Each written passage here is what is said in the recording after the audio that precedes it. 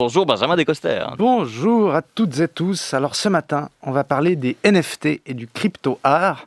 Alors ça mélange de la blockchain, des crypto-monnaies et de manière générale de l'Internet. Alors c'est un sujet auquel je ne comprenais rien avant cette chronique et auquel nos auditeurs ne comprendront rien après cette chronique. Mais bon, alors, on n'est pas obligé de comprendre pour que ce soit marrant. Regardez Guy Parmelin quand il parle. Bon. Donc les NFT... En français, et avec des mots de plus d'une lettre, ça veut dire des jetons non fongibles. Alors déjà, fongible. Quelque chose de fongible, c'est quelque chose qui se définit par son appartenance à un genre. Oui. Pas comme un personnage dans un sketch de Claude Barbet, mais par exemple, le lait, c'est fongible, parce qu'on le définit par sa quantité et sa qualité, mais pas par son caractère unique. Oui. On peut remplacer du lait par un autre lait, ou du vin, si on est valaisan, et qu'on n'a plus rien à mettre dans les céréales. Par contre, vous, Gabriel Binder, vous êtes non fongible, vous êtes unique. Voilà. Bon, j'ai pas dit que c'était un compliment non plus, mais en revanche, Gabriel, votre chemise ce matin, elle est fongible, on pourrait la remplacer par une autre chemise, et on devrait peut-être. Enfin, bon, pour une fois que c'est pas vous, Jonas, faites pas le malin. Donc, les NFT, ce sont des jetons uniques. Alors, à quoi ça sert, me direz-vous, derrière votre poste de radio, en vous enlevant un caca d'œil tout en expirant cette haleine matinale qui n'attend que le brunch pour devenir respirable?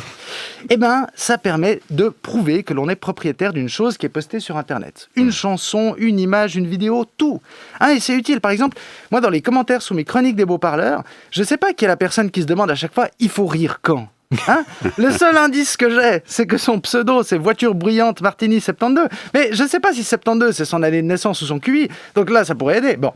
Mais ces jours, on a surtout parlé des NFT parce qu'ils ont servi à acheter une œuvre d'art digitale pour 69 millions de dollars. Alors qu'on en utilise depuis 2016. Ça fait des années que ça existe, mais on l'a découvert récemment. Oui, les NFT, c'est Alain Berset.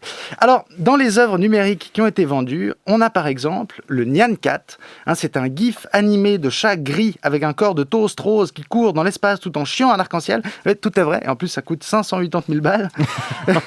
On a aussi une image d'Elon Musk, géant et nu, qui brandit un trophée alors qu'il est assis sur un chien immense devant une foule de badauds qui ont l'air de trouver ça tout à fait normal. Ou encore une image de Jacques Dubochet en train de lancer une stagiaire de la RTS harcelée sur des zadistes de la colline du Mormon pendant que les émeutiers anti-Covid de Saint-Gall lisent un communiqué de presse d'excuses en langage inclusif, le tout sur un bateau coincé au milieu du canal dessus. Ah non, désolé, c'est le rêve que j'ai fait la dernière fois que je suis allé chez mon psy et que j'ai mangé une fondue après. Donc, vous l'aurez compris, l'art crypto, c'est comme l'art normal, il y a de tout, mais en crypto. Alors, je vous entends déjà dire, chers auditeurs qui n'aimez pas l'art contemporain, en vous tirant un café pour vous donner la force d'aller affronter la file d'attente pour les 2 tresses qui restent à la boulangerie, parce qu'il est déjà passé 11 heures. Ma petite fille de 4 ans, elle aussi, elle peut faire une image où on dirait qu'elle dessine sa journée et ça ressemble à rien, c'est pas de l'art pour autant. Oui, mais c'est pas ça l'intérêt des NFT. L'intérêt, c'est que ça permet aux artistes de monétiser enfin les contenus numériques qu'ils produisent. Et c'est important parce que si tous les artistes meurent de faim, il n'y aura plus de vernissage auquel les artistes peuvent manger des petits fours pour ne pas mourir de faim. En fait, pour sauver le milieu culturel, c'est pas les pièces et les concerts qu'il faut autoriser, c'est juste les vernissages. Hashtag nos cultures, nos petits fours. Alors, c'est bien pour les artistes, parce qu'en plus, on pourrait être maintenant dans une sorte de bulle spéculative de la NFT. Donc, d'ailleurs, les experts en crypto-art disent « la dimension artistique reste secondaire, seule la rareté compte ». Et cette phrase, avec « il faut qu'on parle » ou « merci de nous envoyer les justificatifs pour votre déclaration 2016 », c'est un peu le genre de phrase qui donne envie d'aller se promener pour y réfléchir. Seule la rareté compte. Alors moi, je suis sorti de chez moi, je me suis assis sur un banc, j'ai senti la douceur du soleil caresser mon front pendant qu'un gamin courait vers la place de jeu avec le sourire de celui qui sait que rien n'est grave parce que justement, il ne sait rien d'autre. Et là, je me suis dit, mais au fond, ce qui est précieux, est-ce que ce ne serait pas ces instants réellement insaisissables plutôt que ces œuvres numériquement rares ? Mais non, je déconne.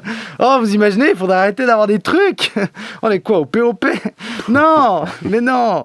Il faut avoir aujourd'hui, il faut avoir une voiture, il faut avoir un sac Vuitton, il faut avoir le temps d'aller faire la queue devant chez Vuitton avec tous les autres qui veulent avoir aussi. Mais heureusement qu'on peut avoir et qu'il ne faut pas être. Vous imaginez le vertige. Vous imaginez aussi le vertige de se dire qu'en ce moment, nous sommes peut-être dans une œuvre d'art crypto. Que dans quelques années, on aura fait un NFT de cette chronique. Et quand elle sera vendue 580 000 balles, elle s'appellera « Il faut rire quand ?» Merci Benjamin Descoster.